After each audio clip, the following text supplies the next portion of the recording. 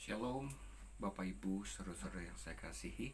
Kembali kita akan mempelajari kebenaran firman Tuhan. Kali ini kita akan ambil dari Keluaran 4 ayat 10 sampai 12. Keluaran 4 ayat 10 sampai 12. Saya beri judul Allah menyediakan. Keluaran 4 ayat 10 sampai 12 saya akan bacakan. Lalu kata Musa kepada Tuhan, Tuhan, aku ini tidak pandai bicara, dahulu pun tidak, dan sejak engkau berfirman kepada hambamu pun tidak. Sebab aku berat mulut dan berat lidah. Tetapi Tuhan berfirman kepadanya, siapakah yang membuat manusia, lidah manusia? Siapakah yang membuat orang bisu atau tuli, membuat orang melihat atau buta? Bukankah aku, yakni Tuhan? Oleh sebab itu, pergilah, aku akan menyertai lidahmu dan mengajar engkau apa yang harus kau katakan. Bapak Ibu, saudara-saudara yang saya kasihi, ya, banyak orang yang diutus untuk pergi ke suatu tempat, katakanlah untuk melakukan misi, ya, merintis sebuah gereja, satu tempat yang belum mereka kenal, asing buat mereka.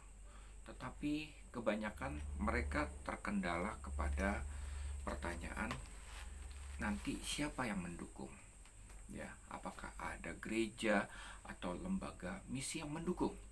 Kalau ada gereja dan lembaga misi yang bertanggung jawab terhadap hidupnya, maka dia akan pergi melangkah ke ladang misi untuk melakukan pekerjaan Tuhan di sana. Tetapi kalau tidak ada gereja atau ladang misi yang mendukungnya, maka sulit untuk dia bisa memenuhi panggilan tersebut. Nah, Bapak Ibu, saudara-saudara yang saya kasihi, kebanyakan mereka akan berkata, nanti di sana saya akan makan apa? Bagaimana saya bisa hidup? Kalau saya punya anak, bagaimana anak-anak saya sekolah? Ya, apalagi tempatnya jauh dari mana-mana. Ya, anak saya sekolahnya di mana? Apalagi tempat itu katakanlah misalnya di luar negeri, tempat terasing buat kehidupannya. Ya, nanti apakah anak-anaknya akan bisa bersekolah di tempat tersebut dan anak-anaknya bisa ikut pelajaran di tempat tersebut, dan biayanya dari mana kalau tidak ada lembaga misi atau gereja yang mendukungnya? Itulah kendala-kendala yang dihadapi. Nah, demikian juga dengan Musa pada saat Tuhan utus. Ya, apa yang terjadi? Musa berkata, saya ini tidak pandai bicara. Ya, lalu Tuhan berkata kepada Musa, dikatakan, siapakah yang membuat lidah manusia? Siapakah yang membuat orang bisu atau tuli, membuat orang melihat atau buta? Bukankah aku, yakni Tuhan? Ya, kalaupun Musa tidak bisa bicara, ya, bukan berarti dia tidak layak untuk memimpin bangsa Israel keluar dari Mesir. Ya, segala sesuatu ada di dalam kendali Tuhan. Ya, Tuhan kontrol semua yang terjadi di dalam manusia, termasuk juga Musa tidak bisa berbicara. Maka Tuhan janji kepada Musa, oleh sebab itu pergilah, aku akan menyertai lidahmu, ya, dan mengajar engkau apa yang harus kau katakan. Lidahnya Musa akan disertai Tuhan, ya, dan kalau dia mengajar, apa yang harus dikatakan Musa itu datangnya dari Tuhan. Jadi Musa hanya sebagai alat dari Tuhan. Ya, Tuhan mau pakai kehidupan Musa. Tetapi apa yang terjadi? Musa tidak percaya dengan janji Tuhan ini, dengan penyediaan Tuhan di dalam kehidupannya. Dia akhirnya Tuhan mengirim Harun, saudaranya, untuk mendampingi Musa menjadi juru bicara, menyambung lidahnya Musa kepada orang Israel. Nah, Bapak Ibu, saudara-saudara yang saya kasihi, ya, sudah barang tentu Tuhan tidak akan pernah meninggalkan dan membiarkan kita. Dia selalu ada di dalam kehidupan kita.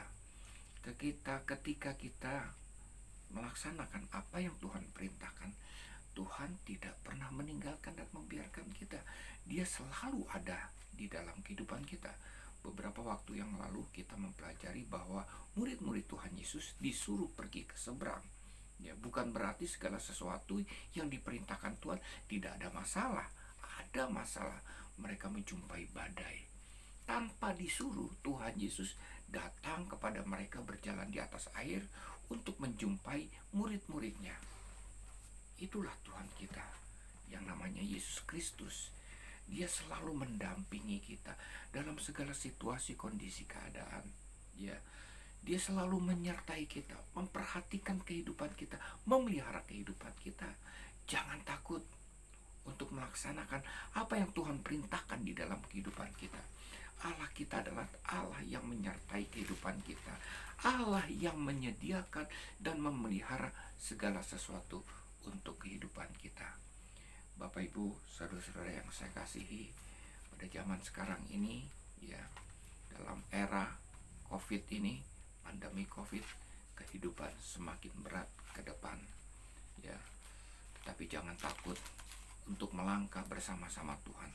Tuhan ada di dalam kehidupan kita. Dia memelihara, dia merawat kehidupan kita. Kalau dalam situasi pandemi COVID ini, Tuhan perintahkan untuk melakukan suatu tugas, katakanlah, ya, misalnya tugas suatu pelayanan untuk kita, Tuhan panggil, ya, jangan takut, Tuhan akan menyediakan segala sesuatunya. Ya, saya katakan demikian, bukan karena saya hanya sekedar bicara, Tuhan menyediakan.